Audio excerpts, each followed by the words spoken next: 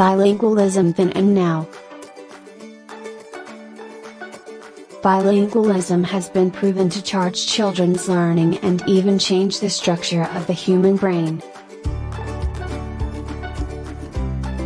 In this video you'll learn how bilingualism is in contrast to its past, establish what conditions and factors have been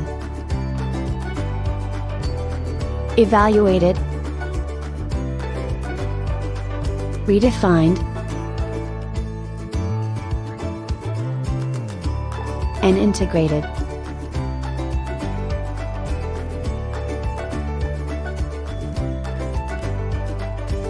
Bilingualism has had a big impact in history since its beginnings, until now.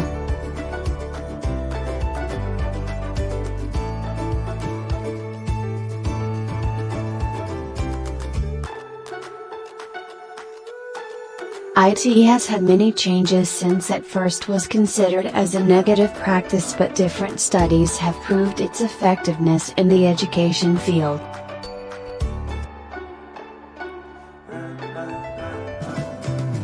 Now, we are going to present the conditions and factors that have been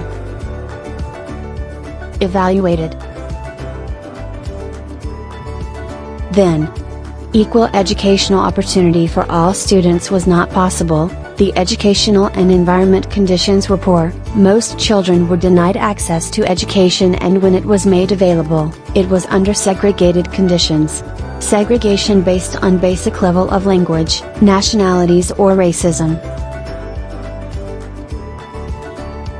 Now,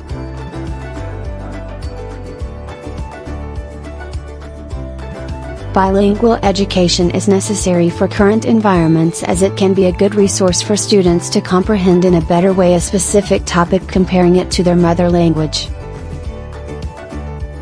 A study by Thomas and Collier from George Mason University indicated that bilingual children often do better at standardized tests than those who know only a single language. Redefined. Then, some years ago, bilingualism was seen as a negative method. Doctors and teachers tend to advise parents not to allow children to become bilinguals for the supposed negative effects it could have in their cognitive development. Such effects were listed as mental confusion, acquiring two languages in a deficient way, conflicts in identity, among other problems.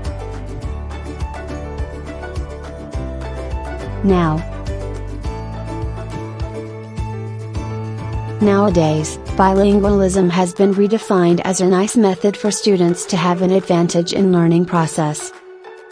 A study by Thomas and Collier indicated that students who had a bilingual education and that spoke multiple languages had greater achievements than their monolingual peers. So in that way, bilingualism can be a very good tool to improve a language level of proficiency. Integrated. Then, since 1902, Thomas Dawes, who studied the bilingual Belgian school system, presented a report that provides strong support for the bilingual education system. He emphasized that a second language opens up new social, educational, and professional opportunities.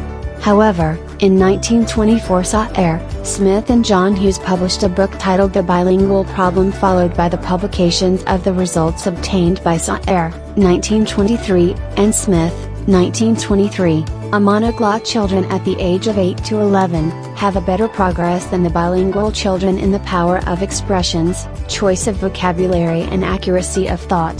He accused that so far from bilingualism being an intellectual advantage, it seems to be exactly the reverse. He did the studies in some Wales schools, England. Now, bilingualism has been integrated in a contemporary world as one of the most unique characteristics is the importance assigned to the acquisition of a second language as a guarantee for competitiveness in an increasingly globalized world. This fact has led governments of the world to create plans to promote bilingualism.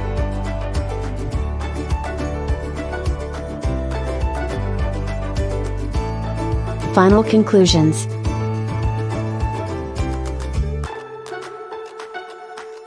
has been debated that bilingualism gives an intellectual advantage. Some studies showed benefits at the beginning of the 20th century, but some years later other researchers found the opposite. Maybe they were taking into account different positions about what is a skill or advantage, generating a controversial discussion.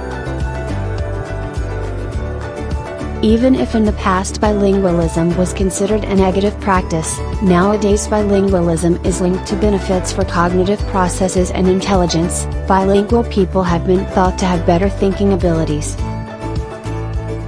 Education has taken different perspectives based on needs of community, and it has been one of the fields more questioned over the years in bilingualism. It is really important that bilingualism takes an essential role in the learning and teaching environments.